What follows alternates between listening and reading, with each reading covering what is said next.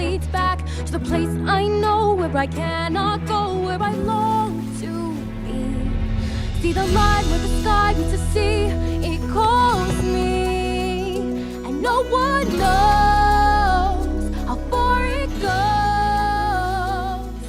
If the wind Welcome back, you listeners, to the Moviegoers podcast. Hello to both of you. I'm going to start this off like a Manchester by the Sea tone. How so? Segue. So Wildly this depressing is, and in Boston. This is basically the most exciting week or weekend for any film lover who was influenced by films when they were younger like us.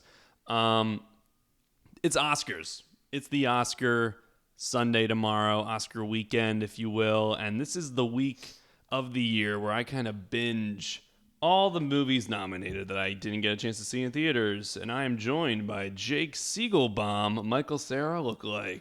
Oh, yeah. All the listeners will totally know what you're talking about there, Ryan. And Dave, our other Dave roommate. is sitting in on the couch. Sitting on the couch.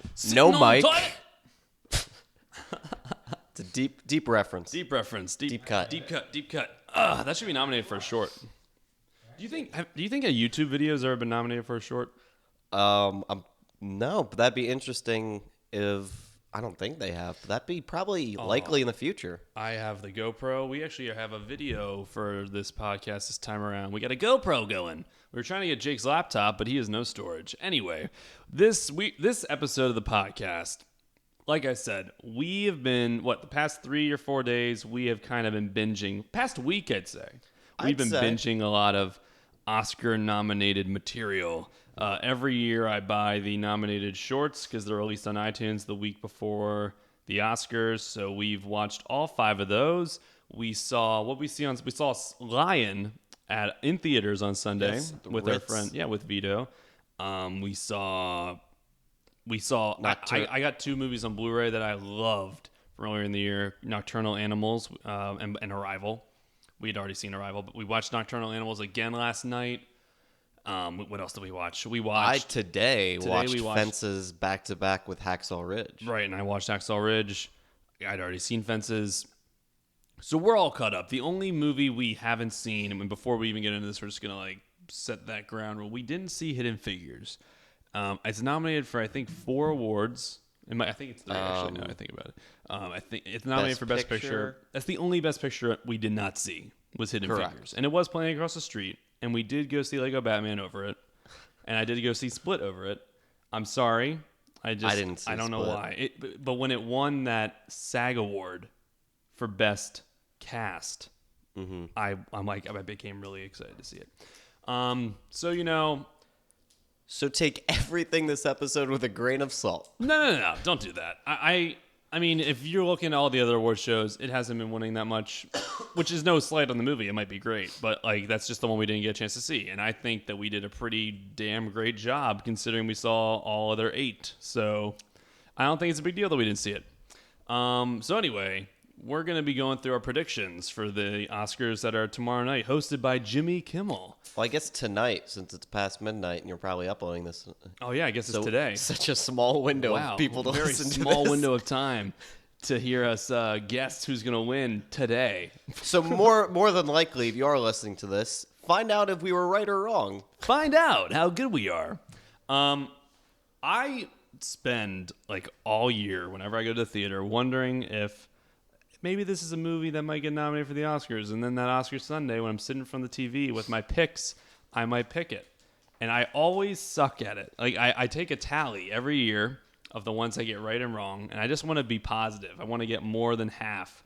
And I don't think I've ever gotten more than half. Really? I've never formally, printed out a sheet and written down picks. I'd always just, while watching. I take this seriously. While, they come up, it's I think that's going to win, and maybe it does, maybe it doesn't. Even though I won fantasy football this year, this is my fantasy football. This is my favorite thing. I love... Oscars are my favorite day of the year. Other than Christmas. It's my favorite day of the year because it's a big celebration of film. I know people think it's all Hollywood films. Not a lot of the indies get picked. Not a lot of the artistic films get nominated. I know, yep. And I love those films as well. And there's plenty of films that were some of my favorites from last year that weren't nominated or even mentioned to the Oscars. But it's still my favorite day of the year because it's a celebration of movies. Everyone's talking about movies that day. Everyone who's watching them is tweeting about movies on social media. It's all movies, movies, movies, and my life is movies, movies, movies. So that's what I'm talking about. What about you? Is it one of your favorite days of the year or not? It's just another day, just another dollar? I believe I've told you I enjoy watching it. It's fine, but like I don't put any weight behind an Oscar where it's like there are really bad movies with Oscars and there are really great movies without Oscars. But it's still a fun thing to like watch and celebrate, but it's not the favorite day of the year for me. See, it brings attention to a lot of movies that people wouldn't see otherwise, which is why I really like it as well. So you got to remember, to get someone else to co-host this with me next time. What's that? Anyway, we're gonna go through every category. Every category, even like the sound ones, even documentaries, short subject. We're gonna begin into short hoagie, short Wawa hoagie. That's like the one category I have never seen, because guess what? Like on iTunes, they put out in theaters they put out the animated shorts, the live action shorts, never the documentary shorts. I never get a chance to see them. I don't even know where to see them. I wish they just put them all on Vimeo because I would actually watch them. If I was able to watch everything, I would. But that's like the one category. Even Louis C.K. was the one who announced the winner of that last year. Oh yeah, I remember his spiel about that. Because it's literally that one category no one really cares about because no one ever sees them. So with all that being said, we're gonna get into it. So we have our ballots right here, or pieces of paper that we just wrote on. Of who we think is going to win. And we're doing every category. Sound mixing, sound editing, cinematography, costumes. This is just our opinions. So take that for what it's worth. And we did a little bit of research. You did a little bit of research. Yeah, I did a little. Well, I mean, we saw the films. Well, yeah, so that's the extent of my research. We're just going to kick this off right now. All right, first category. We'll do sound mixing because we're just going to get the boring ones kind of out of the way. Not that that's, not a hard category. But okay, all right, I want to hear yours first. We should try to explain the difference between sound mixing and editing. Oh, that's all you. That's all me. Wow. Yeah. Okay. I can look it up. All right, well, to my understanding, and what sound I've done on films at Temple, I figured out or come to understanding that sound editing is when you have like a recording of something and you literally edit that recording. Like maybe there's background noise, you kind of eliminate that. Like if I have a boom mic and I'm recording someone's dialogue and there's something in the background, I'm editing that sound, how clear it is, how clear everything is. You literally, it's like what you hear, like everything was very clear, or just it brought you into the movie. Did that sound really enhance your experience? That's editing? That's what I think. And then I think mixing is the number of sounds. And so like for example, Star Wars has music, it has lightsaber sound effects, it has the dialogue, it's got Vader's breathing, it's got all that stuff. It's all this mixing of sounds, which is really cool as well. That also enhances your experience. I have a Variety article up here explaining the category. Oh, read it aloud. And it's more or less saying the same thing. Where sound editing is responsible for assembling everything you hear on screen, the dialogue, the Foley, the ADR, all of those noises, and then it says sound mixing is the final stages of post-production. So you were pretty much on the nail. But that's kind of interesting because I don't know how you can distinguish as like a voter editing. For mixing, you can, because it's like, oh, that sounded cool, it brought me into the movie. But what about, I can't really, can you distinguish editing when you're watching a film? Well, at least like where, like said ADR, you have to assume like 99% of these films are ADR'd, because that's like the norm in Hollywood. So like, I don't know, like, so you say, oh, that like amazing, like, I don't know. All right. So okay, sound mixing. Yes. What was your pick? Because I actually took a pick. We got the nominations are La La Land, Hacksaw Ridge, Rogue One, Star Wars Story, Arrival, and 13 Hours. I took Arrival. I took Rogue One just because I really want Star Wars to get an Oscar. Nice. And also because of like the mixing was pretty good. See, I think not. I think Force Awakens brought me in a little more with the whole sound because I wasn't a big fan of the score. And it's not score category though. I know, but that's part of the sound. Mm-hmm. And I wasn't a big. I mean, there were a lot of cool sound effects. There weren't a lot of new ones. Even in like Attack of the Clones, there was that cool bomb in space. Seismic blast. There was some cool sounds. Not that many original sounds in that one. Whereas Arrival, there's so many instances where the sound's nuts. Like when they're going up to the ship, you had that 2001 vibe. You had the music mixing in there, as well as like when the aliens inked on the screen. Like that was a cool noise. Even when she's in that room full of fog. Yeah, and the tone. Yeah, the room tone of that. And just the sound when all the flashbacks. I that really brought me in. 13 Hours, his sound I didn't really stand out to me. I mean, we just saw Hacksaw Ridge, and the sound in that film is phenomenal. So I'm sticking by. I think it's always any Star Wars film. You were like saying before is right. There's so many layers of sounds of that. But Force Awakens didn't win it, so I mean, it was nominated. I just don't think it has it. I think when you look at like Hacksaw Ridge, the sound brought you into that battlefield. I completely agree. So why'd you pick Arrival? I think Arrival just had more unique sounds. So wouldn't that be sound editing? Well, you might be right. Yeah. You might be right. It kind of goes both ways, don't you think? I think so. I don't know. I put Rogue One. It's all right. Well, I got Arrival. Yeah. So then the next one, maybe we'll change the Hacksaw. The next one is costume design. Again, another one we don't really have a lot of jurisdiction in. I'm taking a movie I actually didn't see, but I saw it won at a lot of other award shows and just from the trailers, which is Jackie. See, I think it's a period piece. You had to get period costumes. I think, and I've looked in the past, period pieces have usually won this category, which is really interesting. Which I think that just takes a lot as a costume designer to find all that clothing or make it look like that old time clothing, especially when it's something like when it's something like Jackie Kennedy, like her clothing, and she was known for her clothing. So I think that costume design is interesting. I mean, and then I was looking at the other nominations. The only one I hadn't seen is Allied. So Allied might have had some awesome costumes. I wouldn't know, but La La Lands were fine. Like I didn't think there was a lot to them in terms of like uniqueness, as well as Fantastic Beasts. It's just kind of more like Harry Potter clothing, which that didn't really ever win. And Florence Foster Jenkins, still now. So I'm going Jackie. How about you? well, I did have La La Land because it's the only film I've seen out of all of those. Oh, awesome. But if you're with that comment about the period piece, I'll take Allied then. If you're taking Jackie, All right. because it's a World War II film. Absolutely. Always got costumes for those. So That is true. Okay, we'll move on to. Should we just do sound editing so we don't need to like have that conversation? Is that Let's even do it. on here, dude? yeah, It it's is, in the middle right there. Okay, so this is. I wanted to ask you about this. So the nominations are Arrival, Deepwater Horizon, Hacksaw Ridge, La La Land, and Sully. So Deepwater Horizon had some really cool sounds. The oil rig movie. Yes. However, I think I convinced myself last category with sound mixing to take Arrival here, so I'm doing Arrival again. See, I had a toss-up on this one between Arrival and Hacksaw Ridge, but then again, after thinking about specifically what sound editing is, I think I'm going to take Arrival too. Yeah, nice. Just 'cause it's more original sounds. So the first agreement so far. The first agreement so far. All right, next category. Now we're going to go to, let's do original song.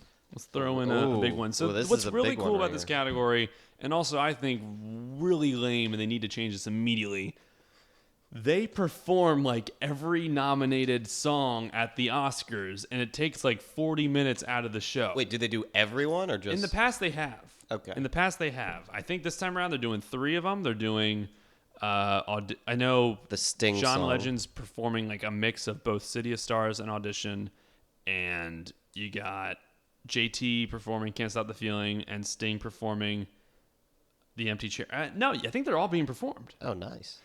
No, it's not.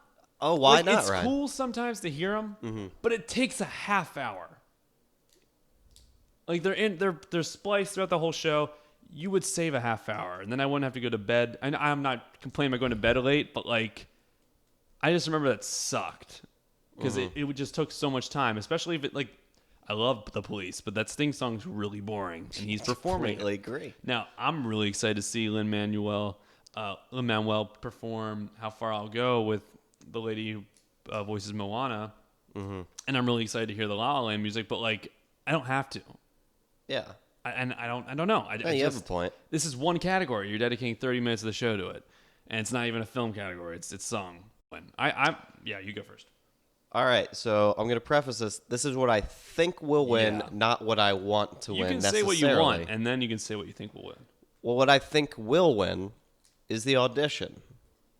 The La La Land song Yep. performed by Emma Stone. What I want to win is kind of a tie between that and How Far I'll Go. Really? Yes, I think the How Far I'll Go from Moana is a fantastic song, and much like City of Stars is to Sure. La La Land, it's kind of like the one they like sing throughout, and it's like Yeah, kind there's a of reprise. yeah, they tie it all together. So yeah, I think as individual songs, though, we were having this discussion earlier. City Right. of Stars is more of just that cohesive theme, and not so much just the song What itself. are you picking, Jake? I'm picking Audition will win, my prediction. Okay, yeah, I agree with you. I think Audition will and should win because it's the best song in La La Land, in my opinion. And I think that song is single-handedly giving Emma Stone her Oscar because that, like, when you saw that in the movie, it was hands down, like, that was the mic drop moment. Mm-hmm. That was the moment that got her the Oscar. That was the moment of the film that I remember the most, aside from the ending. And it's just phenomenal. Like, that song is perfect. I think people will be singing that song at auditions for real. It connects with every actor. It's a brilliant song, and I think it helped out the movie the most compared to all these other songs. I love Moana. I would love to see Lin-Manuel get an Oscar. I think he would have had a better shot if he got nominated for You're Welcome. I was going to ask, do you think if You're Welcome was there instead of How Far I'll Go, it would still have any chance against the audition? I do, because it's that good. Really? And I would love to see The Rock. I would actually be excited for that performance at the Oscars if The Rock was performing there, dude. I don't know. What do you smell think? what he was cooking? I could smell if he came out to that song. Dude, The Rock should host the Oscars. Let's start Wouldn't a that be campaign incredible? now, 2018. If he could do the whole thing like WWE style, like that could be his joke. It would be awesome. Yeah, that'd get old. I don't think so. It's The Rock. He's the most charismatic guy in No, Hollywood. I love The Rock, but I don't know if the Academy would like that. Let's keep going, All right, right? all right. So we'll get to cinematography now. Ooh, big category. Ooh. This one's always towards the end. I think they end with director, actress, actor, picture, and the one before director is cinematography. So this is big. How about you go first on this I'll one? go first on this one. Nominations are Arrival, La La Land, Lion, Moonlight, and Silence. Didn't see Silence. Scorsese I also did not. kind of flew under the radar there. And that was the only nomination I believe his Silence got. So here's what my thoughts are in this category. So I love the cinematography in Moonlight, but I think it's too I don't think I think the cinematography in Lion, La La Land, or in Arrival are better. I think they're more unique. I think they're cooler. Now, I think it's between La La Land and Arrival, and I'm picking La La Land because there are some just incredible shots. There's that one take in the beginning that's just unbelievable. There's invisible cuts, Yeah. but it's a one take, which is always awesome. And then there's the one take of Emma Stone singing Audition, which is cool. There's so many really unique shots when they're dancing and they're dancing in the stars. The montage at the end is just beautiful to look at, and that's all the camera work with cranes and they closed the whole street in LA and shot that. I think the cinematography in La La Land is absolutely incredible. I think that's gonna win. I completely agree. Okay. Again, you said how like Moonlight, where it's not bad at all, but in Doesn't stand out. cinematography, but it is kind of Like, simplistic, you're not gonna give it an award. which works like brilliantly It's for the perfect movie. for the but movie, like right. for cinematography, I would say it would be between Lion and La La Land for it, because Lion has like the first 45 minutes when he's a child, it has those like big shots of India and all of that, but. Really? I don't think it has a chance. I would say if it was between two, it'd be those, but it's La La Land. Well, here's the other thing with La La Land: the framings, like because La La Land as a film, like the script, like the overall story is like okay, like it's cool, but like what makes okay. what makes amazing. it though is more so the cinematography and the music and like. Well, think about the whole framing in La La Land for a second, because like I think this award goes to like a movie where the cinematography really played a key role in the film. Like this, there are plenty of moments in La La Land, and I even told this about people before they saw it. I'm like, pay attention to when Ryan Gosling and Emma Stone are looking at each other, and what's in between them. There's a scene where they're in the jazz club, and literally Ryan Gosling's looking at Emma Stone, and in between them is jazz, and it's like that's his passion in between them. There's another scene where they're waiting for her audition. In between them is the door to the audition. That's her passion. It's really cool because that's what gets in the way of them. Like the camera work literally plays into the story. It's so beautiful. So I think that will win. All right, next category. We're going to go with score. Now, we have to have a conversation about this because we were actually both confused on... So, okay, first of all, what's nominated for score? Score, we got Jackie, La La Land, Lion, Moonlight, and Passengers. Okay, so when a musical is nominated, one thing that becomes a little murky is like the score. I think the score in La La Land isn't the songs. It's not audition, I understand that or much. what Ryan but Gosling played. I think it's what the music is in the background.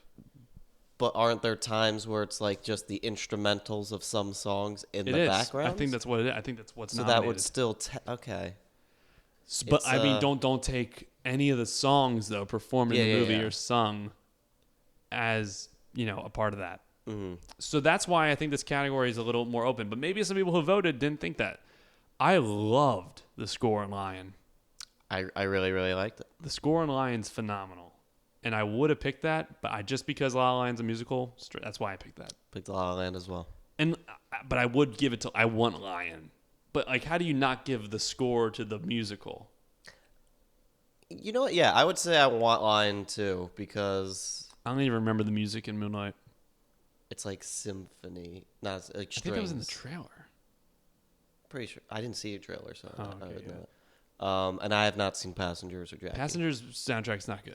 I didn't think it was. All right. Well, score, not soundtrack. Score. But My bad. yeah, I'm going to give it to La La Land. Probably will win, but hey, it'd be awesome if Lion did. Yeah. Okay.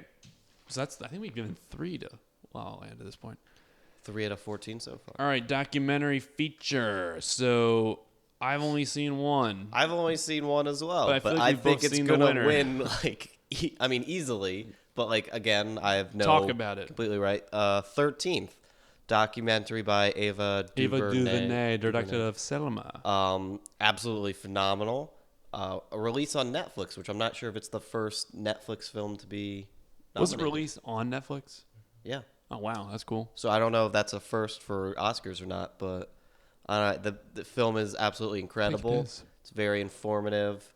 Has interviews from... it's not, because I remember that Ukraine movie last year was that you two did a song for. But anyway, keep going.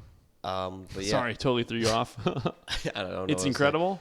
Yeah, it's so good. You didn't see the OJ documentary? Saw 1 hour of the 13 hours. And then Dave over here on the couch actually saw I Am Not Your Negro. Would you want to talk about that for a second? I want to talk about 13. Okay, so Dave thinks 13th will win. I know. I'm going to lock in 13th. It's Ava DuVernay. It got all the hype. It blew me away. You were telling me about it. It sounds incredible. I'm giving it to that. Woo! Okay. So now, this is a category people are going to gloss over tomorrow, but we're going to be very interested in, which is short film live action. Oh, that's right. We've seen all of them. We've seen all of them. We watched 2 today. Well, yeah, we watched. Okay, so I think we should take a little more time on this category than we will the others because we'll describe each one. Oh, our 5 audience members or listeners will love this. They're going to be like, let's rent those now. What? So, Enemy Intruders, I think that is in French. La Femme et le TGV. Silent Nights, Sing, also known as Mink de Key, and Time Code. Mm-hmm. So, let's start from bottom to top there. So, Time Code was beautiful, and it's about 2 security guards at a parking garage. And they both have a love of dance.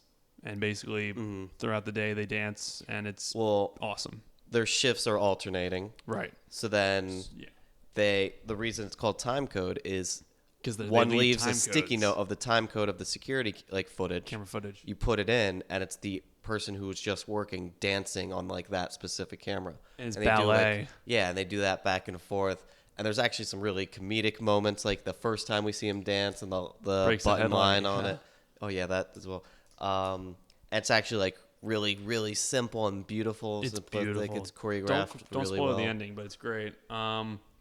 Sing is so good. It's this is like I think it's in Germany, and it's this like 10-year-old girl move at a new school, and she's wants to be part of the choir. And after the first day, the teacher's like, "We have a huge tournament coming up. We might go to Paris, so we all have to be amazing." And it's like 10-year-olds in a choir, and she holds this girl back, and she says, "I want you tomorrow to sing, but don't actually sing. Just move your lips." Sing in your head.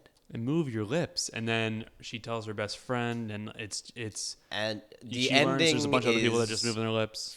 phenomenal. The ending's jaw-droppingly awesome. Okay, Silent Nights. I think the weakest on the list. That was the Danish one. Okay, yeah. Weakest on the list. At first, I actually really liked it, but then we talked about it, and this movie has some problems. I mean, You think it should have been a feature? I think don't the think story it it was telling would have worked a lot better as a feature. Because my immediate reaction after seeing it was I was not really invested in any of the characters enough to care about the things happening to them, whether it was good or bad. I wasn't like necessarily Right. rooting for them or like rooting against anyone. See, I was interested in what was happening to them, but upon further thought, I think there's a white savior trope. Oh yeah. I'm not even getting into that You yet. don't which know is about- very, very problematic. You don't and know about the guy's where, like, background. The whole movie's. He tries to tackle like racist ideals, Denmark. but in the way is also like underlyingly racist. And there's like this. I think you don't even know if he's really homeless. Man from where was he from? Ghana. From Ghana, and you learn he's there to make money to send to his family in Ghana, and he meets this woman whose mother is old and dying, and she works for Salvation Army, and they kind of have a relationship. Just and like it's from just hearing cheating. this right now, this absolutely would It's work a better lot in a of longer stuff. film because it's trying to cram so much in a short period of time. Where if they Yeah. had more time to flesh out all of the characters and the aspects of it. See, I actually felt like it worked though. It just, I felt like I understood the story. I think it definitely worked for a 30-minute short. It was just, I gotta tell you, it was just kind of, it just didn't really work in the end. I got a little emotional when he went. Well, I'm not gonna spoil it, but like when he was with his family, just there was moments in the film that there's just moments that didn't work. Oh yeah, I told you I mentioned this There's to like you a right meet after I cute saw moment. it. There's like a moment where She drops a the two spoon. love interests before their love interests. Thank you, Dave. Drops a spoon while she's doing dishes.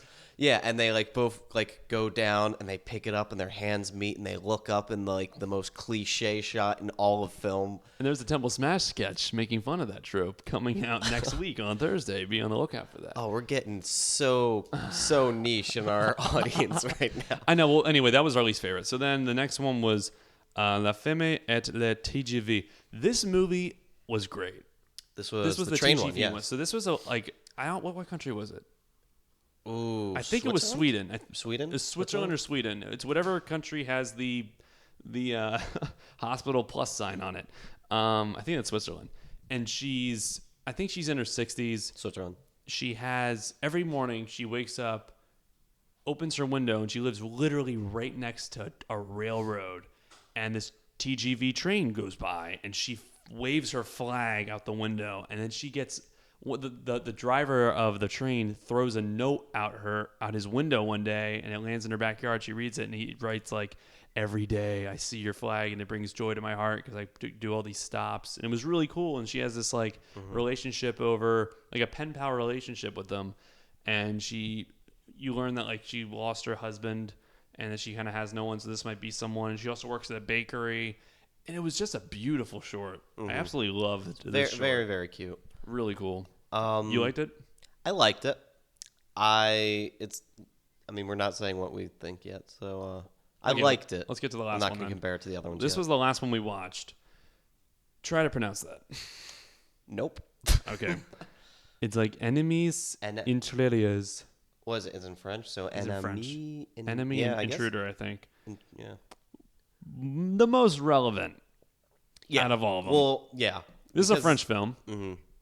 a half hour, and it's about an Arab man who's from Algeria. Well, he's French, but he was born in Algeria when it was part when of it was France, part of France. but he technically doesn't have his French citizenship, so he's trying to become a citizen of France. And the man who's going to pass him for citizenship and who's questioning him is really pressing hard on questions and trying to get in deep into his life, and then starts asking him questions about his religion. Like, oh, do you go to this mosque, or who are you talking about what? Like way more intense questioning than they would with us. And then he tries again to relinquish his friends' names that go to this mosque, and it's just really uncomfortable, but totally something that could happen, like very realistic. And what's also kind of shocking was, I have to imagine this movie went into production after like the Paris attacks last year. Mm-hmm. Don't you think so? Yeah. Yeah. Which is interesting. But the whole movie, like, it shows how just awkward and like just the Kind of when just you're questioning someone frustrating straight to up watch because as a of third party. right, and it just straight up he's questioning him way more just because he's Arabic. Like, really relevant film and really interesting. What was your favorite of them all, do you think?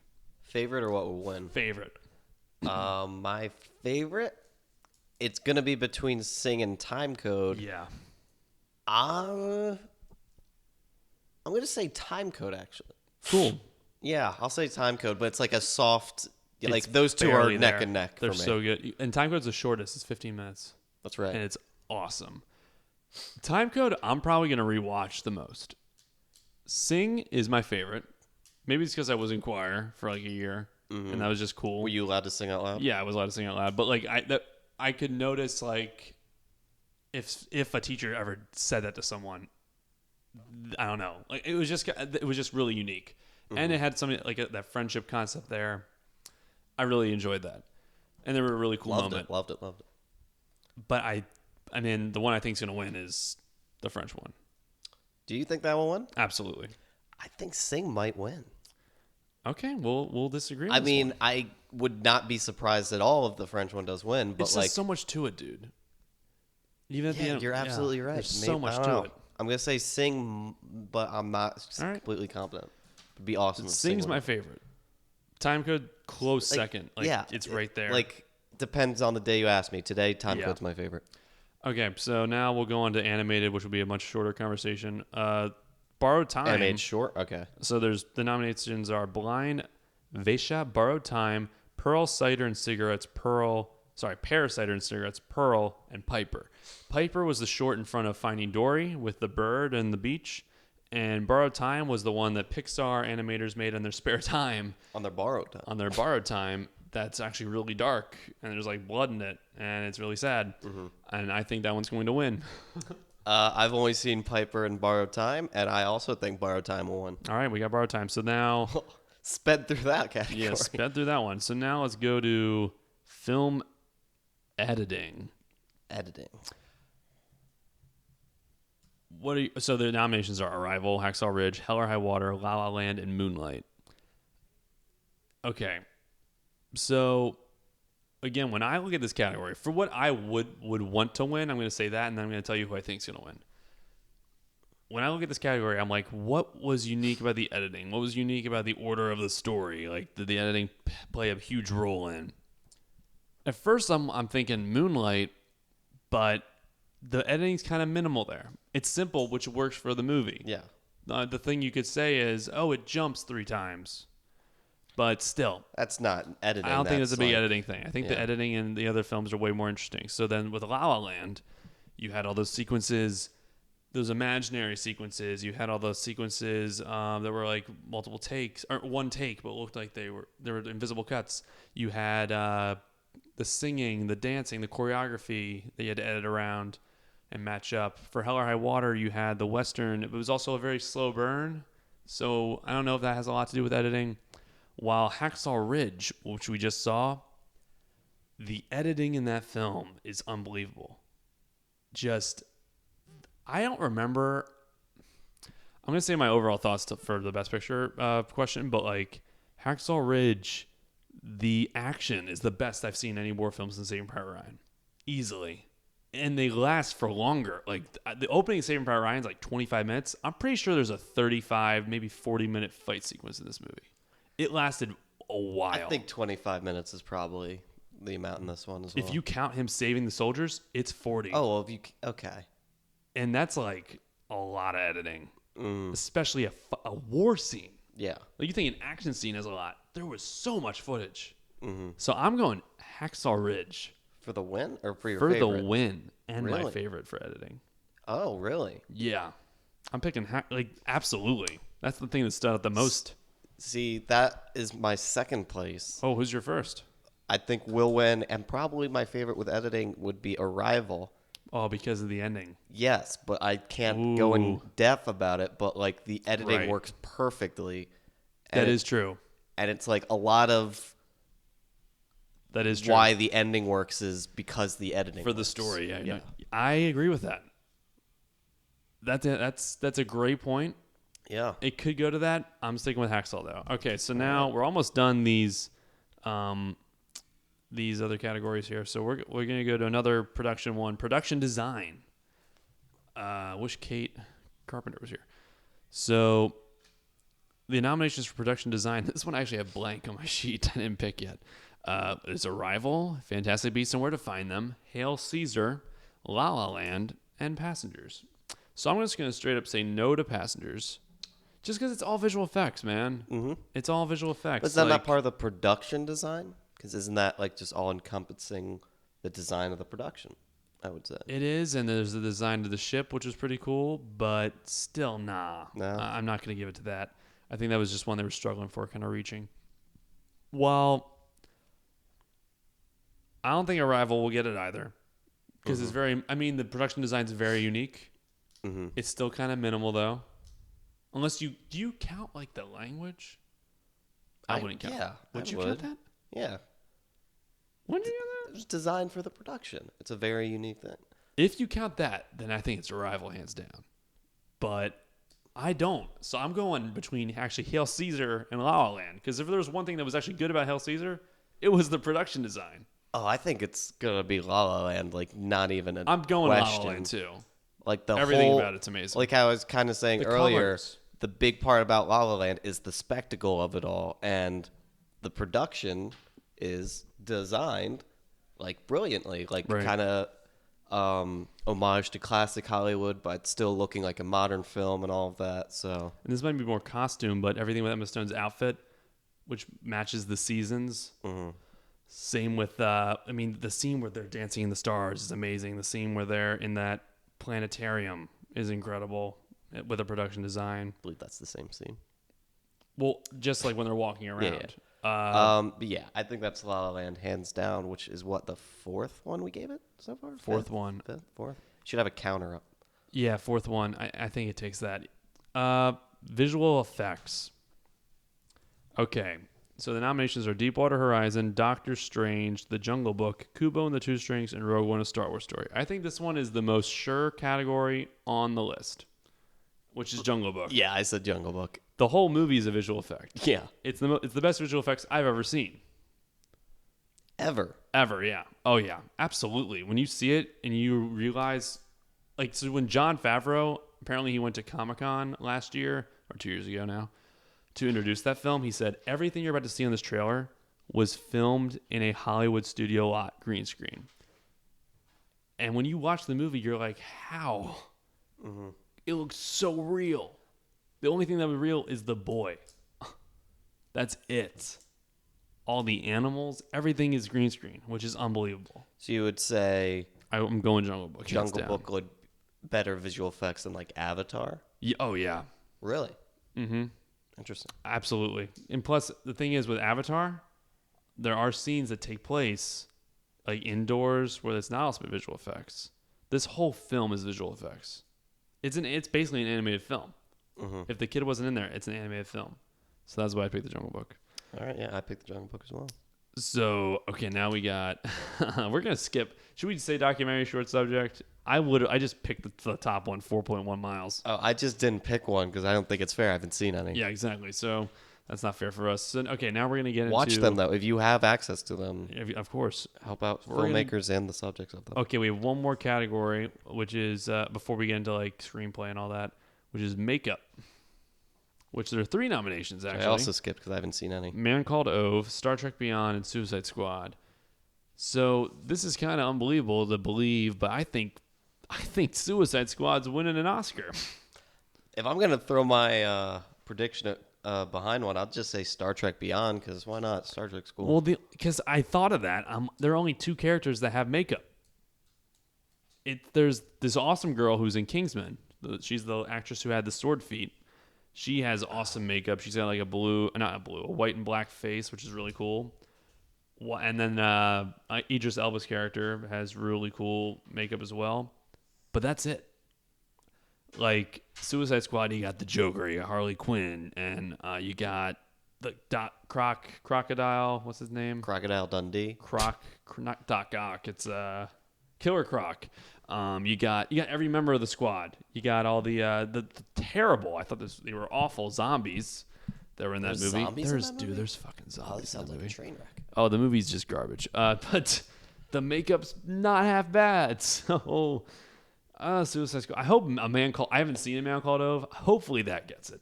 Yeah, you know what? But I'm picking Suicide Squad. So now we get into like the big 8 categories. Are we also not going to do foreign language film? Oh no, we should do that. I'm sorry, I skipped that one. I have not seen any. I'm doing Tony Erdmann. I've heard a lot of that film. I've not seen it. And the only reason I'm doing that is because Jack Nicholson, who hasn't done a film in, I think, 8 years, just signed to do an American version of that movie. So there's got to be something cool to it, which is awesome. So, okay, now we're going to get into the bigger categories, which are, we're going to get into, like, adapted screenplay. Okay, so adapted, what? Man, that's a big category. Adapted screenplay, Arrival, Fences, Hidden Figures, Lion, and Moonlight. Okay. Preface it, we have not seen Hidden Figures, but... Yeah. Which was adapted off of a book. Arrival, a short story. Fences, a play. Lion, a book. And Moonlight, a short story. Actually, short play. Short play. I believe it was a play. Okay. I think this is hands down Moonlight. But the thing, like we were talking about this earlier, it's like a technicality Moonlight's in there. Because it's like a short... What, the source material was so minimal that it's it so was minimal. Majority original? Right. But it's kind of frustrating. And like, again, the thing with Moonlight, it's my favorite movie of 2016. And what's like kind of weird with it in all these categories is the overall movie's phenomenal, but it's just because everything meshes together so well. I don't think one thing stands out like a lot of the movies that I think will win a lot of these categories. So I feel like the script is great, but like it would be nothing without the direction and those actors. Whereas the script for like Arrival is so cool, and the script for Lion is good, and Fences, like the way they adapted that play is brilliant. I'm still gonna go Moonlight though because I think it's the best movie on that list. Oh yeah, I like wrote Moonlight for that like immediately.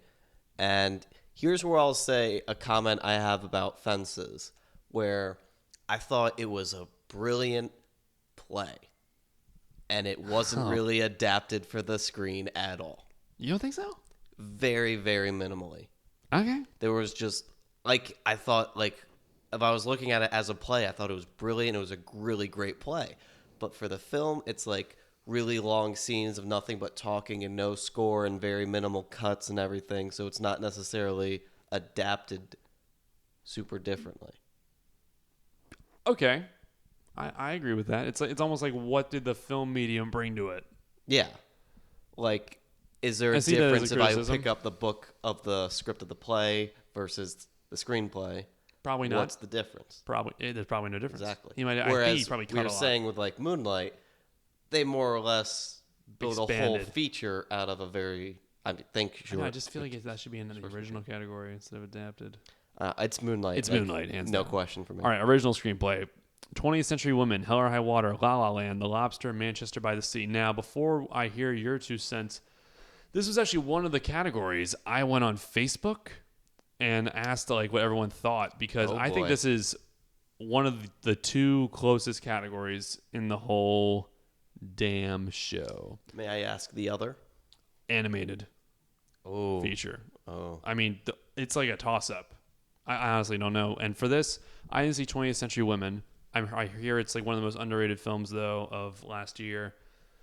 And it got the nomination there. So can you read the nominees for that one more time? Nominees for Best Original Screenplay are Hell or High Water, Right. La La Land, The Lobster, Manchester by the Sea, and 20th Century Women. So let me read you some Facebook comments. So Daniel Foster said, now I saw The Lobster.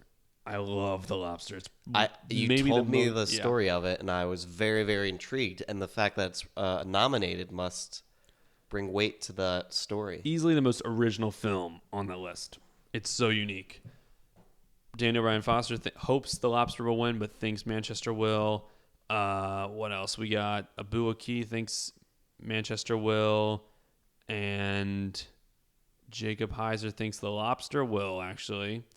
Ross Weisman said Moana. You should tag all these people like when we I know, post I this, should. so Mark we get Rice 4 more said 5 more listeners. Manchester. Casey Lee Clark said Manchester will win, but 20th Century Woman is her personal favorite. It's an underrated gem. John Plester from Smash last year said he would love to see 20th Century Woman win because it's easily one of his favorites, but he'd be happy if Manchester won. And Tim Toohey said he's going to say Manchester by the Sea, but his personal favorite on that list was The Lobster, which I'm going to agree with him with that statement.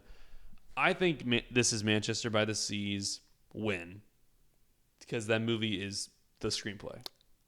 I completely agree. However, I'm also hoping for like a dark horse victory for Hell or High Water because I think that movie is so For Hell or High original. Water and not for The Lobster. I don't think the Academy will give it to The Lobster. Like if you see the movie, you know what I mean because it's such an Too out weird. there. I would.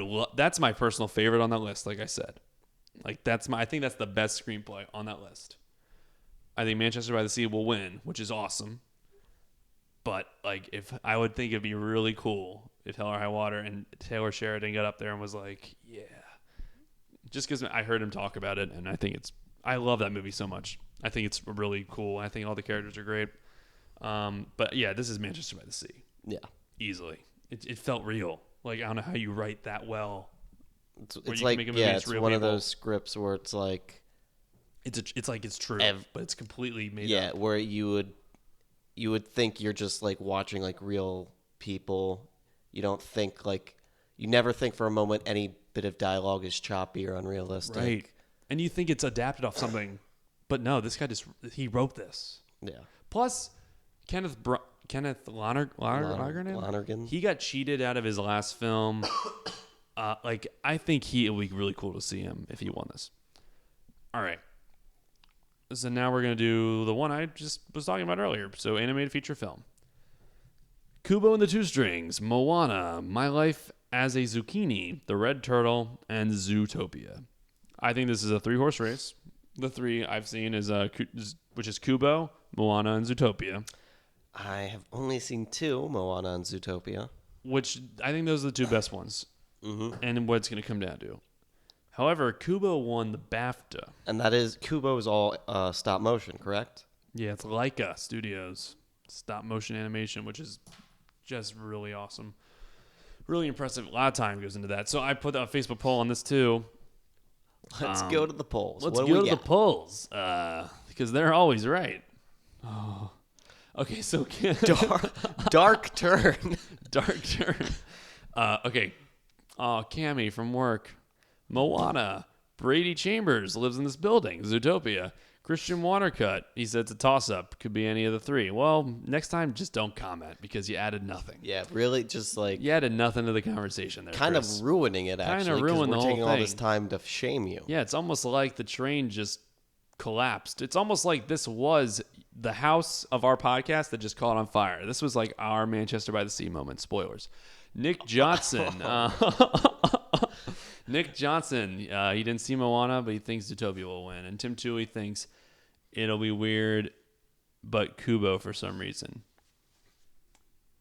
He has a weird hunch, he says. All right.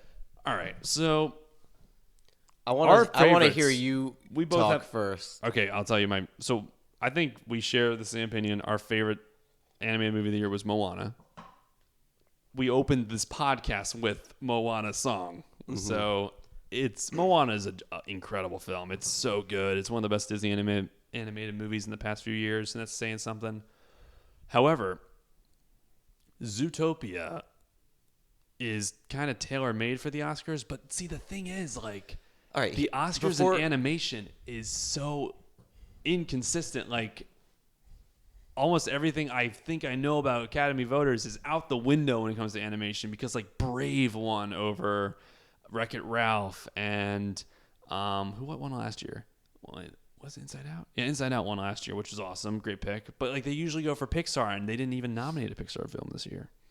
So Here's what I'll say about the Moana and Zootopia, which are more or less, it seems to be the two in the race, maybe with Kubo.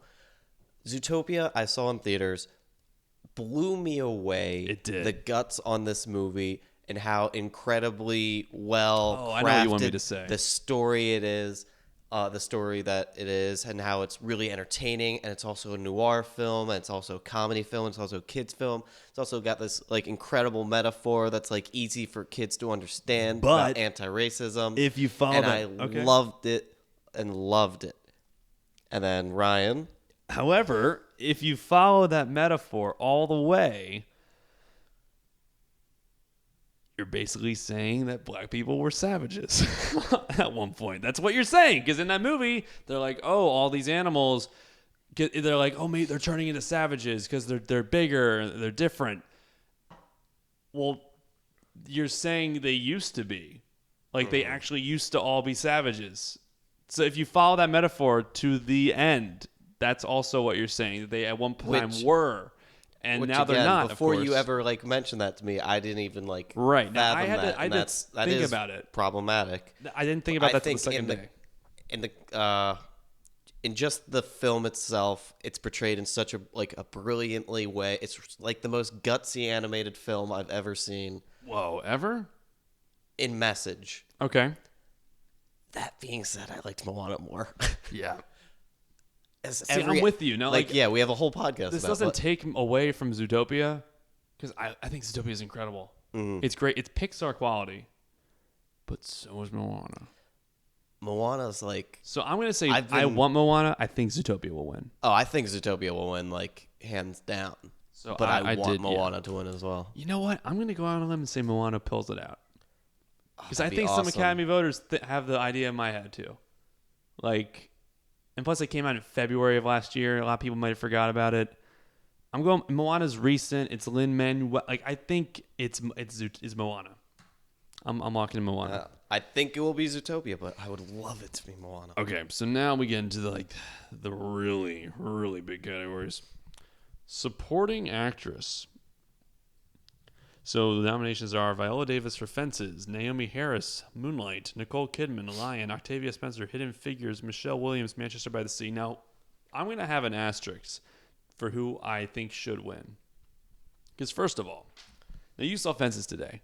Yes, I did. That's not a supporting role. No, that's a lead role. That's a lead role. And they do And this so is all Dev the time. Patel when we get to that. Absolutely. They do this all the time, the Oscars. Like Christoph Waltz in Django Unchained. That's a lead role. He's in the entire film aside from the last 15 minutes. It's a lead role, and he got supporting actor that year. It's unfair compared to the other nominees. Like, it's almost like they're saying, oh, well, the very main character, that's the only person that can be nominated for a lead role. No. Same with Christian Bale for The Fighter. Yeah, He's like, in the whole The movie. lead role should be like the top two billings, I would say. Not take billing out of it, because you could hire a guy to be a supporting role and pay him the most. Well, I'm just saying, like, All right, yeah, fair enough. But it like, should be like, there should be. I don't know how you would manage it, but like, Viola Davis is a lead actress in that movie. absolutely. It's Denzel Washington's character's story, but no, it's also his family story. Like, she's with him on the poster. It's so I'm picking Viola. Like, she's honestly the best on that list, and she's fantastic in that movie. But that's because she has more screen time. Like, Michelle Williams has literally like 2 scenes in Manchester by the Sea, and it's the most emotional scene in a film this year. I mean, that's a mighty thing. It's a very, very emotional scene. Do you don't think it's the most of the year? I'd have to take time It's to think the most about it. epic, like, not most epic, but it's the most. It brings Just a tear to your everything eye comes in a together minute and a it, like, half. yeah. It's incredible. So, what, you're saying So, like, Viola? and same with Naomi Harris in Moonlight. She has a haunting performance in that movie. She's a fantastic. She has more than 2 scenes. Like And she Michelle did all of Williams, her but- filming in 3 days. Oh, I did not know. Did you know that? Back to back. She was on the press tour of Spectre, because she's in that James Bond movie. She's Moneypenny. And She did all. she of did oh all my that. God. And that's like 3 different yeah. ages. 3 days. Like, that's incredible. But, I mean, it's Viola Davis. Yeah. It's the biggest lock, I think. I'd put Viola Davis the because it's acting. more or less a lead role, and she's phenomenal in it. Yeah. But if if I were to just She out Denzel's Denzel. say look at it more as a supporting character, not like a lead character like Viola, Right. Michelle Williams would probably be like Yeah. the best And, supporting. What about Nicole Kidman in Lion?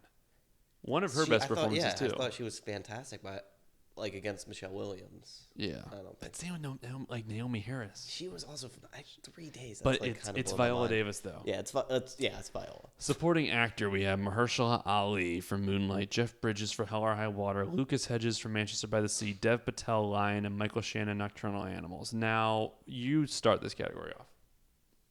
All right, so I just saw Nocturnal Animals last night, actually, and thought Michael Shannon was phenomenal in it. I think Aaron Taylor Johnson should have got the nom over him. Yeah. though. I think they both should have been nominated, quite honestly. Maybe. Dev Take Patel. Lucas Hedges out of there. Dev Patel is a lead actor, Okay. so that's kind of BS. Lucas Hedges, I mean, he was But he doesn't have a good, chance to win that. But yeah, Not a you're chance at all. absolutely right. Like, he was good. He definitely fit like the character of it. But Jeff Bridges, this is like the best I've seen Jeff Bridges in a long, long time. I think he was the best single performance in that film as a whole. Maybe the brother Chris Bryan, but like, I think Jeff Bridges was like one of the best things about Hell or High Water.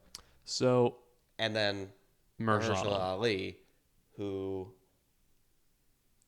You're picking? I'm looking what I checked off. I had it a tie between him and Jeff Bridges, but See, I think if Jeff Bridges didn't win for Crazy Heart, you know, the Academy sometimes gives Oscars to people for like a lifetime achievement, basically. For like they sometimes consider their whole body of work. I think that happened with Leo last year. Yeah, that's what I was Like he'd been taking like every other year, so they taking gave the it L a lot. to him for the Revenant. But I think if he hadn't won for Hell or High Water, I mean for Crazy Heart, he would be winning this. So I think it's Mahershala Ali. I mean, I would say out of this list, I want Mahershala Ali over everyone else, but it's probably likely to be him or Jeff Bridges equally. See, his performance I remember the most. Really? Even though he's only in that first part. This is something we can discuss here, which we've already talked about, is where in the film Moonlight, the Yeah. main character, Sharon, is played by 3 separate actors. Mm-hmm. Now, Dev Patel is a supporting actor for playing the lead role in like more than half the film, but like how it's split up with 2 ages, then absolutely one of the actors who played Sharon should have been. See, I don't know how supporting you role. would pick which one. And plus, it's all the They same were- role. I don't know. I kind all of get of it. them were so phenomenal. I think like So I would say like if anyone who wasn't nominated, it should. we have been gotta any of those mention actors. Michael Shannon because he has like a really small role in that movie, and he, I wouldn't say it's he really is an small. incredible character. Like it's a cop who's sick, who's run out of shits to give, and he fucks to give, man. He just doesn't care. He has cancer. It's like his last leg on the job. He has cancer and he has a gun. And he just He just wants to help this guy get justice.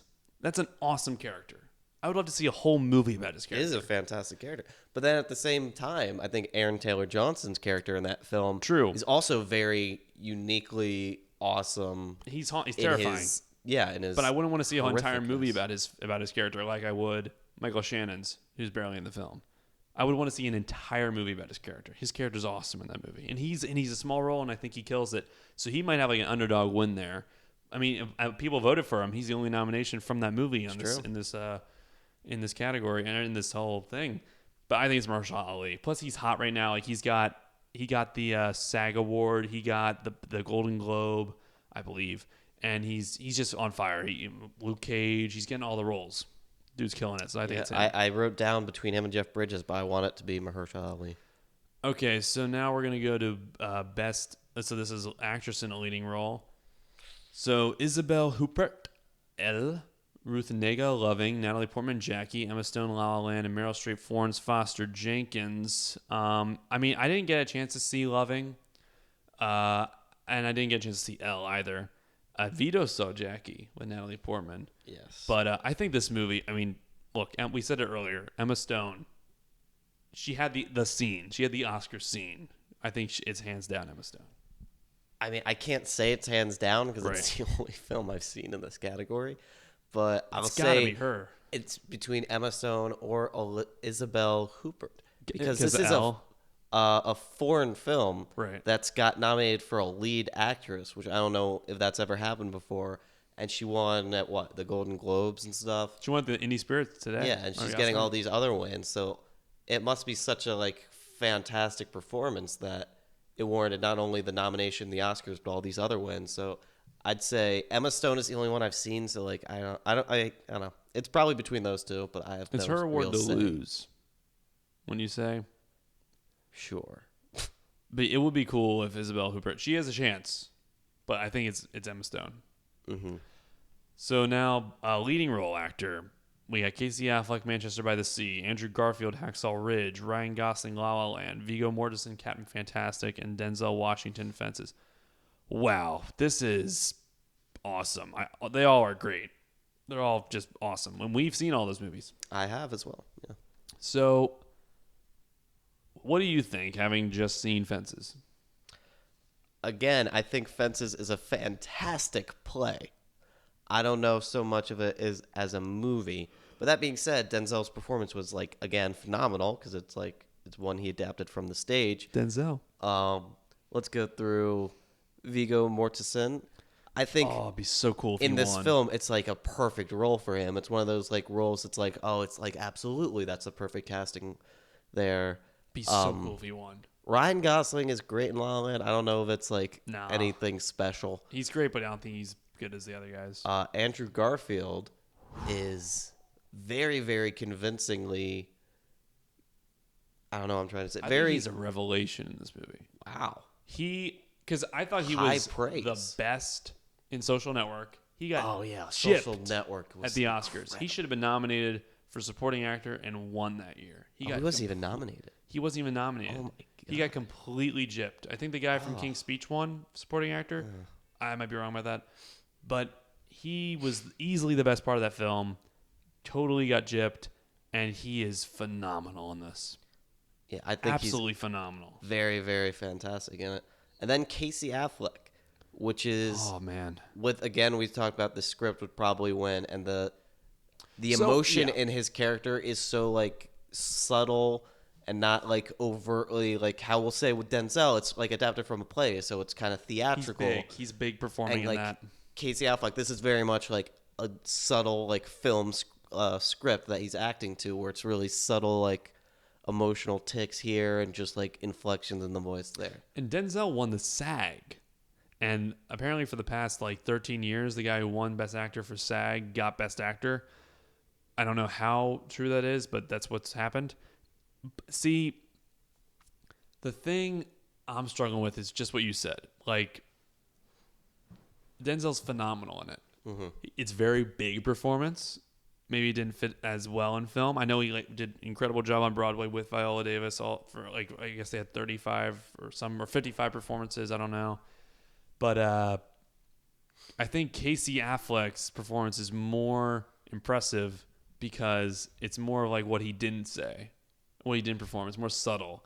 Where Denzel's is all about his character, what his character is saying, and he's performing all this amazing play dialogue from Lucas Wilson, but like.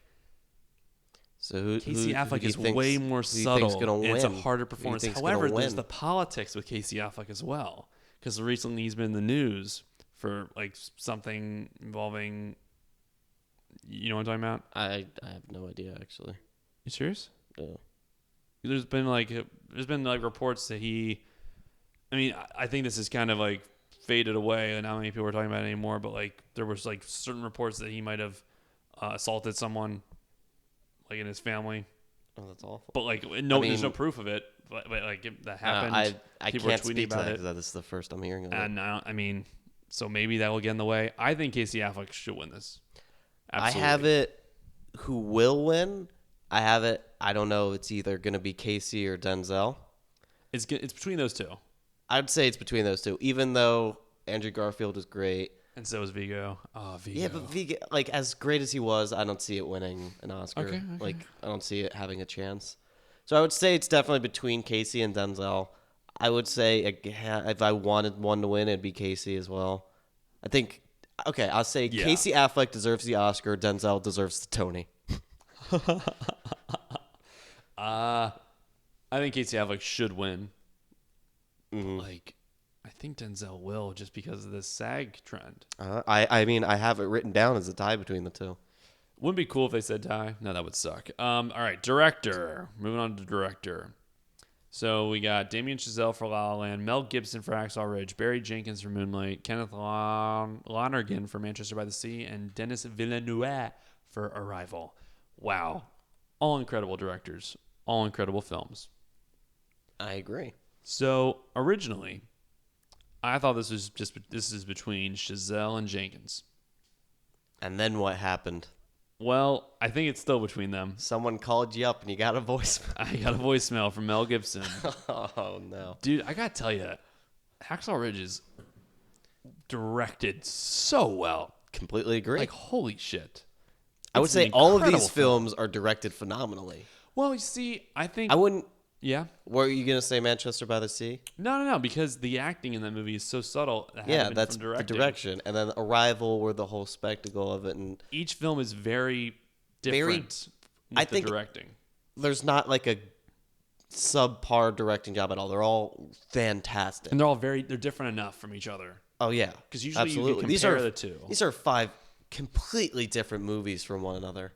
All very different acting, very different circumstances, and things stand out more. Like Arrival, it's the story and the order of it, and then how they portrayed the aliens, as well as with Manchester by the Sea, it's the performances and how real it was and raw it is, and subdued. And then Moonlight's the subtlety, yeah. And then Hacksaw Ridge, the sheer horror, The sheer realism of the war, yeah, and La La Land, the spectacle of it. Absolutely. So what do you have written? What do you think I will checked win? Damien Chazelle because as amazing as all these other films, and it's very close. Mm-hmm. And in fact, if he didn't win, I wouldn't be surprised. But I picked Damien Chazelle because there's so much in that movie. And I mean, when you see it, when we already gave it like 5 awards, you know, I know he didn't do all those categories himself, but like he had to orchestrate that. He picked those people to do that job. Like he is responsible for getting those people to do that. That might be the producer. Well, no. I mean, it goes through him. Like what is nominated? He wants this type of shot in the beginning. He wants this type of thing. Like all those people are talking to him, and he's directing them. And I don't know if he picked them exactly, but he's directing them. And that movie is so layered. It's so interesting. The performances are great. The songs are phenomenal. The writing's awesome, and he wrote it. It's such a well-directed film, especially in the end, as well as all the music. There's the whole musical element. I'm going to pick him. However, who do you want? I want Barry Jenkins to win. All right. So when you brought this up, as we were gonna discuss it before the discussion started, I pulled out my computer. I'm like, oh yeah, I wrote down Moonlight. Then I look at my sheet, and I did originally write down Moonlight, and I switched it to La La Land.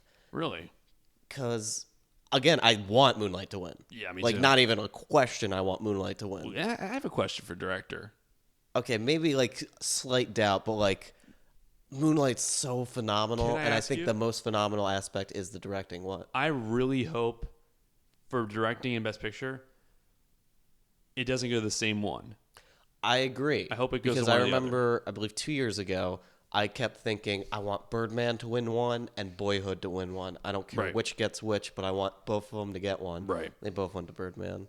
I But think. yeah, I would say whatever gets directing, because I think both.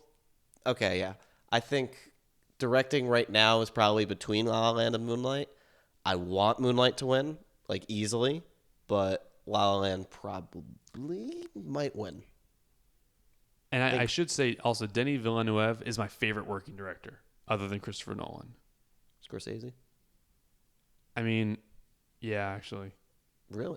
Well, I mean, Denis has had a film every year the past 4 years, and they've all been incredible. Is So, Blade like, Runner next year? Yeah, but yeah, it is. It's this year. Oh, really? There's already a trailer out. Yeah, it's until like July. He's such an awesome guy. Like, he has a film every year. The dude doesn't stop working, and they're all phenomenal. So he's my favorite working director. Like, he's awesome. He hasn't missed. And I mean, I wish he got nominated last year for Sicario, and I think it's so happy he got nominated for Arrival. Yeah, I'm loving all the nominations for Rivals. But I think it's Such a La La good Land. Damien Chazelle. Yeah, he's killing I think I want Moonlight. Like, I'm putting all my backing behind Moonlight, but La La Land probably will get it. it. Okay. So then we go to Best Picture. This is the big one. Yeah, have we gone through all We the got. others? I think we have. So just making sure real quick. Here's what we'll do. If we haven't, We went after through we all of do this, we'll just edit it in. We got all of them. And now people listening have no idea if we edited it or not. Wow, awesome. Well, we didn't edit. So Best Picture, Or did we? there's Arrival, Fences, Hacksaw Ridge, Hell or High Water, Hidden Figures, La La Land, Lion, Manchester by the Sea, and Moonlight. We've seen all but Hidden Figures. Mm-hmm. Wow, that's an awesome list. So let's go film by film, just giving like Sure. a general Sure, feeling of the film. sure. I will say all of these, I mean, again, I haven't seen Hidden Figures, but all of these films I've seen are really good. There's not like one film I wouldn't say. Yeah, they're all really good. There's one I say I don't think should get it. I don't think Fences should get it. I think it should get the Tony. Right. I'm gonna keep saying it's Right. like It's incredible. It's a play. But I don't think It's it a should really, get the really best good play. picture because it doesn't utilize everything. Like when you're talking best picture, best movie, you got to go every category of the film: acting, the directing, the sound, the cinematography. Did it use camera? Did it use the platform of a film to the full potential? You know, that's the best picture. And like you said, our big criticism of Fences is literally just because it's a movie. Like it doesn't utilize the whole thing of it being a film. I'm glad it's a movie because those performances are phenomenal. It's a really deep film, and the writing's spectacular. It's really real, but it does feel like a play.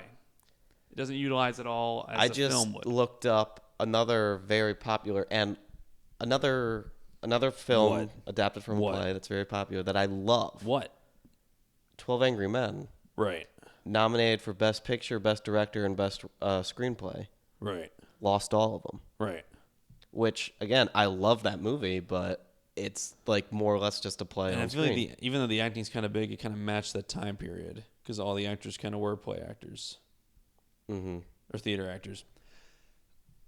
I gotta yeah, say, Fences I think is and it's I'm not phenomenal. saying It's like- it's bad. I'm just saying the movies around it I think are better. Like on my top 10 list, Fences isn't on there, even though there are parts of it which are the acting that are the best, Yeah, I think Fences deserves the best Tony, but and it's gonna get some acting awards. I also think so yeah, let's just keep talking about. Okay, we'll start with Arrival. Arrival's one of the best sci-fi films to come out in the past decade. I remember walking out of it just being in a state of like, I mean, we can't give anything away, but it's like it is. It's a mind. It's such a great like sci-fi film. Like when I think of some of the best like recent ones, it's like that and Yeah. Interstellar. And even though Interstellar, like I can kind of understand if you don't like it, it's not necessarily for everyone. It's got like some aspects where it's like it takes huge risk, which Arrival does as well. But like they pay off. Oh, it pays off. It's great. It's so like It's great. it's mind-blowingly good. Hacksaw Ridge, dude, can't underestimate this film. I don't It's know a what category. fantastically unique war film. I don't know what category, but I think it's gonna upset something. I don't know, not Best Picture, but I think it's gonna upset something. Also, one of the So two based good. on a true stories for the Best Picture, and it's like both stories, but like this one's Any like, other year, it would win. incredible. Any other year, it would win. Really. Oh yeah, I think so. I mean, and this is, I mean, I'm not making a joke here, but like if Mel Gibson, I don't know if his name, I think this movie is his comeback. I think now, if from here on out, people are going to take him seriously. When he does a movie, they're not going to be judging him, second guessing themselves. Like there's a reason I didn't see this in theaters. I was like, is it worth it? And then he got nominated, and that's why I watched it. But Well, yeah, I thought it he was is- surprising when he was this like movie nominated shows for director as well. how great a director he is. Like He's a fantastic director. I Braveheart's can not give a him that. fluke. It was phenomenal. This movie's just genius. It's a war film about peace. Yeah, About peace. Like it's brilliant. I love this movie, and it's definitely one of my favorites of the year. I just don't know if the Academy's ready to reward him with anything yet. So then there's Hell or High Water. well, wouldn't it be the producer technically getting it, not the director? Hell or, I still think they have him in Yeah, mind, but- dude. Hell or High Water. You definitely like this movie a lot more than I do, and I really love like this film movie. so much. But I like there's It's a slow there's burn. but like there's great. a lot like I've kind of seen before where it's like the general story of like robbing banks, like Is that general though? Because like it was really unique. Like they don't take hundreds because they can be tracked. They're really smart about it. know, He's robbing there's- the banks because it was definitely a really engaging like house. and well shot, well acted film, and I really liked it. But like I knew why they were robbing it. I knew every single character in this film's intentions. yeah, I'd stop my sentence at I really liked it. I didn't love it. Okay. Yeah, probably the one I liked the least. Really. Because I keep thinking like Fences is such a good play, so like it's probably those two are the ones I like the least. But maybe Hell or High Water the least. Hell or High Water is awesome. La La Land. What can we say? What can we not say about this? Like this movie is just brilliant. It's a lovely film. It's just pure bliss. I love this film so much that the day I saw it that night, I watched Singing in the Rain. Wow. I mean, I've seen it 3 times in theaters. Wow. It's just awesome. I mean, It's like the whole like it. I don't know. It's you not know still what? in Like, theaters. but why? I want a happy film in the Oscars. It's a joyful film. It's a huge spectacle. Right. You get like the romanticized Hollywood. You get the homage to classic Hollywood. It's a modern film. Right. Great songs. Just And most Oscar films are sad as hell. Spotlight is and it's not to say this doesn't have Priests. emotional moments, but it's The Revenant's freezing cold and and kid dying. murder and betrayal and revenge. Same with like Hacksaw Ridge's War and Manchester by the Sea is just the saddest thing you'll see ever, really. Like, and even Moonlight's kind of sad. Oh Just yeah, follow it, wow. It's a happy film. I'm looking at this. This is probably the only like It's a one happy, you could even say is and happy. even though there's a sad ending, it's a happy film. You should have seen it by now if you're listening to this. Honestly, like it's just a really joyful movie, and it's really original. Yeah, it's so lovely. It's a lovely film. Lion, great ending. Lion is so incredible because it's a true story. Yeah, It's like it's one of those things where like you think about like how this like actually happened. Yeah. Think about all these aspects. that's why I thought Hacksaw though. Yeah, which I was saying like like the two based on true stories are like actually like incredible true stories. And Lion, especially like I'm not gonna, I don't know if there's spoilers, but like it's so emotional. The last 30 minutes of that film, it was like you It had is that good. like the thing Frog where in you're your about to throat, cry. Yeah. I love the beginning and the ending's incredible, but the middle kind of dragged a little. Not gonna lie, it's fair. a little slow in the That's fair. middle. Like I think that 40-minute period. I would agree with that because the beginning, all the stuff with his Beginning's when he's a child is like terrifying. really great, and then Eye-opening. the ending really. Because any other movie, that beginning would be 15 minutes, and it was about 30, 35. All right, Manchester by the Sea. Oh my God. I love this. I love this movie a lot. Moving. Very moving. Very sad. And then I remember telling you before you saw it that it's one of those things where it's like it's so incredibly sad, but like there's still funny moments, and I would want to see it again. Were there other films that are like really sad that I can't handle I'm not again? sure I'd want to see this again. Maybe I see it one more time. I would, but like there are It's really movies like sad, say like Requiem for a Dream, which are so like Okay. just like Nothing like- I can't handle it again, or like 12 Years a Slave, like it's so good, Right, but like right. I can't handle that again. Where this one, Yeah. it's kind of like has the same feeling, but like I would see myself maybe watching this a couple And it's more a space times. and time. It's a space and time. Like, you don't get necessarily a beginning, middle, and end. You're kind of just dropped into Yeah, this it's man's like life. how we were talking about the screenplay, You where get some it feels context. like real life. And then it ends. It just ends. There's no ending. It just ends. Yeah, it's a phenomenally well written movie. Really sad. Yeah, All right, now Moonlight. you already said it. It was your favorite of last The year. year, easily. It's definitely one of my favorites of last year. I don't know if I haven't made a list. I mean, it's but- fine. You don't need to say it, but like I think it's my favorite of the year, and I think it's the best film of the year. I think this movie literally changed me. I walked out of the theater a changed man, and I mean I wasn't like I didn't have a whole outlook at life, but I felt like I learned something, and even though a tiny bit part of me changed, I was changed.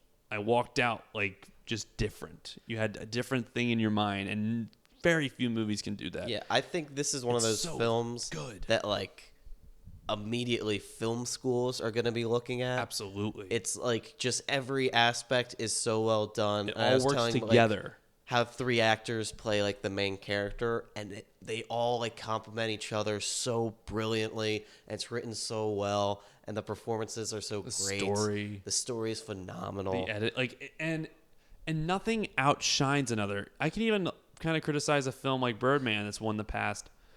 That movie's the cinematography and in the acting, but like the cinema, it's one shot. You know, like Yeah, that was it's the kind whole of a hubbub. gimmick. And then Even yeah, like it was a gimmick, but it was also cool. How I love Boyhood that year as Yeah, well. they used the I same love it so actors. much, but it was kind of the gimmick. This movie, everything about it, nothing outshines another part of it. You know what I mean? And sometimes I'm not saying like it's bad if one part of the movie outshines the other. I'm just saying it's rare to have a movie that's as phenomenal as Moonlight, where everything works in tangent so well with each other that I can't tell you my favorite part of it because it's just the movie as a whole. I literally can't say my favorite part of it because all the acting's, I think, equally great, and I think I think the music's it's perfect for the movie. The cinematography is subtle and perfect for the movie. It's just the movie as a whole is the best picture. And it's similar to even I can say this about 12 Years a Slave. Like the performances in that movie and the directing in the movie is what made that movie incredible. Not necessarily the like cinematography or the sound.